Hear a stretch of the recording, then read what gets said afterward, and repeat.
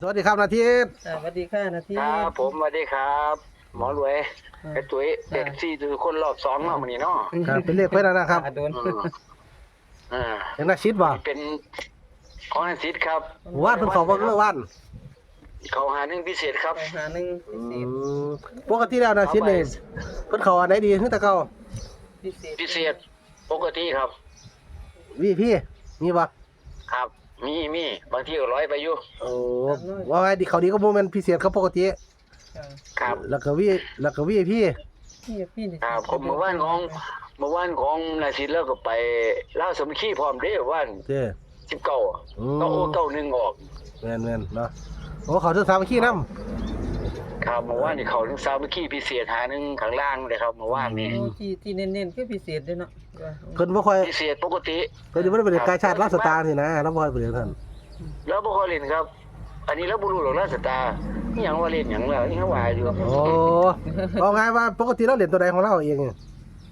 แล้วเล่นห้าน้อยครับเราจะเน้นห้าน้อยถ้าแต่วันธรรมดาเลยเล่นห้าน้อยนะครับเล่นซุมื้อห้าน้อยนะครับ สามน้อยแล้ว ครับผม ปกติ 3น้อย4น้อยเบิ่นละ3น้อยแหละครับปกติพิเศษ ปกติVPแหละครับแล้วเล่น อืมสามัคคีมันก็เคยออกอยู่ บ่ครับแล้วบ่ค่อยเล่นมื้อนี้กาชาดมื้อนี้เราบ่เล่น โอ้ โอ้ยที่รักมันพิเศษ ปกติวีพี่ แม่นพิเศษปกติVP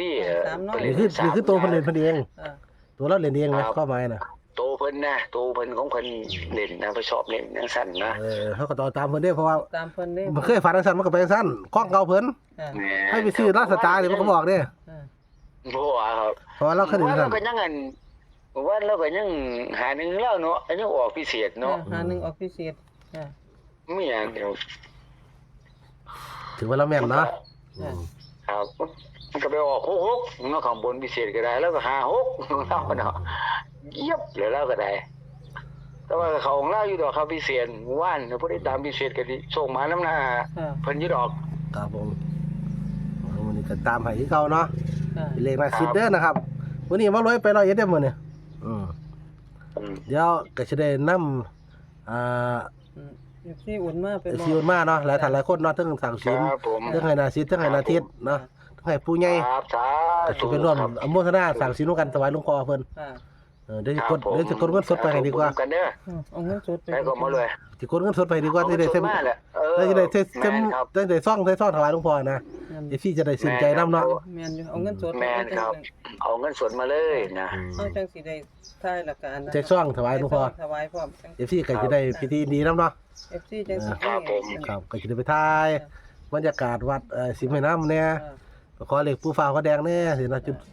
ทูบบ่โอ้เพิ่นว่าให้อีหลีเนาะมันหา1หาเนาะแล้วมันหันกลับก็ขึ้นในใจมันหันหนีมันสิเวียนมันเนาะเกิดดีเด้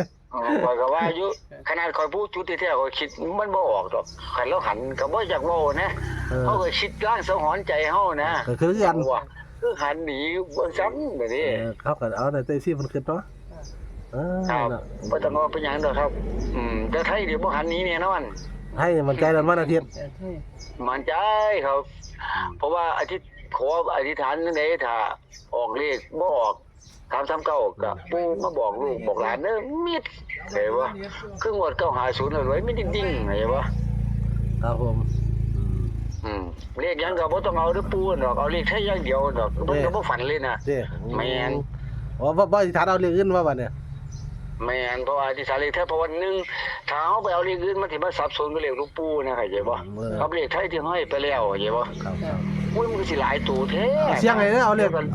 ไทยเสียงให้เลขไทยเจ้า ว่าสิฟันอีกบ่ เสียงแล้วมีจริงๆคือเอา โอ้ยมั่นใจแล้วถ้ามีจริง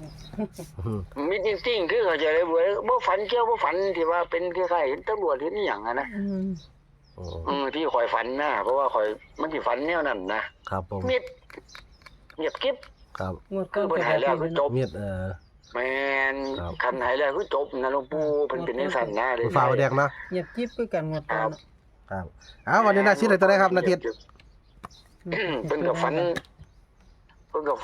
ว่าอีหยังก่อฝันว่าคนมาเขียนให้คือกันเลยหมอรวย มาเขียนให้ดิพะนะไอ้เพิ่นมาเขียนว่ามาเขียนให้แม่แล้วว่าที่แรก ว่าข้างล่างไม่รวย ฝันว่าข้างล่างไม่รวย ฮัลโหล บอกต่อเลยว่า ที่แรกเราเขียนว่าเราเห็นหาข้างล่างไหนวะเราเขียนหาให้ข้างล่างเพราะนะข้างบนเขามาบวกไหมไอเขามาเขียนอีก350แล้ววางสินะ นี่บน350บ่คือว่า ครับข้างล่างหาแล้วบอก นี่ล่างบนล่างจ้ะทั้งบนทั้งล่างว่า คือแน่นอนเด้อ ให้ทั้งบนทั้งล่างเลยแต่ว่าเขาเขียนโอ้ยเขาก็เกาหัวอหย่างวะมันก็เขียนให้อันแบบนี้นะ แล้วว่า แม่น บนล่างเลยติ อาดเลยแล้วว่า ก็ได้แล้วบอกว่าชื่อใด หาเขา50แล้ว บ่ ว่า แล้วบอกว่าให้ซื้อน้อยใดอันใดจังซี่นะ แล้วว่าหาน้อย ให้น้อยใดปกติพี่สิบ่ สายหาน้อยแล้ว ใช้ เนาะ เก่าเพิ่นนั่น โอ้3มาน้อยเนาะ พี่ สามน้อย เขาสายเล่าแล้วเนาะ ใช้ ลงมาค่าน้อยเนาะ 3น้อยเนาะ 3น้อย พิเศษปกติพี่เนาะ 3น้อยครับผม นี่ทั้งบนทั้งล่างเลยบัด ครับแล้วให้เลย3ข้างบนนี่350ว่าแล้วว่าข้างล่าง55ว่านะว่าห้อยวะฝันดีดิมื้อแล้วว่าเขามาเขียนให้2มื้อซ้อนแล้วว่าสินะก็มื้อวาน เขาเนาะเอามีตุ้ยยิ้มสายเรียนเว้ยยิ้มดีเว้ย สายเหลี่ยมนั่นเล่งค่ะสาย มีตุ้ยยิ้มเลยนะมีตุ้ย 50แล้วบอกข้างบน350ข้างล่างมันเขาเขียนให้ว่า55มันออกแล้ว55แล้วว่าสิแม่ โอ้มันออกอีหลีเด้หมู่บ้านมันบ่ทันออกแล้วปานใดนี่ ครับ สุดยอดดีเนาะสำหรับนาซิดเด้อนะให้มาแล้วเนาะ35055นะครับแล้วก็ตัดให้355030เนาะมีตุ้ยเนาะ อ่า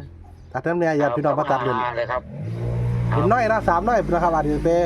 ล่วงฮอด3นาทีก็ได้ อ่า ครับ แต่ว่าเราว่าเว้ยหาน้อยมันนี่มาแน่นอนแล้วอ่ะสินะ โอ้ยจัดการเลยครับ ครับผมเสียมีตุ้ยแล้วมัน คือเราก็มั่นใจของเราอยู่ที่ ก็เคยได้น้ำน้อยอยู่มันอยู่นั่นน่ะมันอยู่นี่ แม่นครับ ผู้มันเนาะโอ้ยมันก็ได้ซุมือเนาะ ครับผม มันก็ได้ซุมื้อน่ะ พอได้ทำบุญนี่เนาะ เขา พอ ก็ ได้ ได้ กิน ซุ ได้ มื ใส่ อแม่นครับ แม่น ขอบคุณหลายๆเนาะ เขาก็เล่น5บาท10บาทพ่อล่อเล่าพัฒนาไทยตัวเนาะ อ่า แม่นเนาะ ครับเล่นท่าได้ทุนท่า ค่ะ วันก็ว่ามีที่ผู้โชคดีน้ำปูได้สักงวดรถอยู่ซั่นโอ้ย 3ตัวแต โอ้ ก ยสา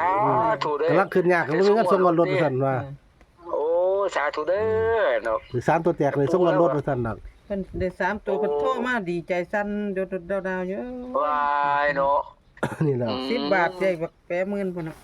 ก็ดีใจน้ำ เป็ เพิ่น น เนาะ มือเลยครับตั้งต้นพร้อมเนาะ ได้2ตัวบนพร้อมเพิ่นว่า ดีใจน้ำเพิ่นหลาย เด็ด ๆคือมันน้ำผู้เดือดร้อนเนี่ยมันปลดทุกข์เด้อ ครับปลดทุกข์ปลดหยังเป็นบุญของเพิ่นดอกเนาะ มีดวงวาสนากับต่อปูนนะครับ ผม พอดีก็บ่มีเงินค่างวดรถเพิ่นวาจังซี่ล่ะ ร้านขึ้นยากอยู่ซั่น โอ้ยสาธุสาธุ เพิ่นก็เลยได้อยู่ว่า ครับผมขอบคุณหลายๆเด้อนะทีเดียวนะถ้าเขาน่ะสิทธิ์หลวงปู่มาฝากมาตอนเด้อนะครับ เอาวันนี้นะสิทธิ์ก็ให้มานะครับฝันว่าคนมาเขียนให้เขียนเลขล่างก้อน55เนาะว่าเลขล่างออก ครับ 55เลขบน350เขียนให้พร้อมนะครับมาเลยก็ตัดให้355030ขอบคุณหลายๆเด้อนะครับนาซิดนะเทิงหลวงปู่เทิงนาทิตนี่ล่ะผู้มาให้อยากให้กำลังใจนาซิดนาทิตหลวงปู่ก็ติดต่อมารวยกับแม่ตุ้ยมาได้คือเก่าแล้วเนาะ อ่า เบอร์โทรก็0616737278 ID ไลน์517555นะครับหา3ตัว เบอร์โทรแม่ตุ้ยก็0650903848 ID ไลน์ก็194888ภาษาอังกฤษเอลิกเด้อค่ะสามารถติดต่อมาได้อยากสร้างซิมเนาะ ครับผม คือว่า จุกๆกันมานั่นนาทีเนาะขอบคุณหลายๆครับสวัสดีครั ครับ บผมครับสวัสดีครับผม สวัสดีค่ะ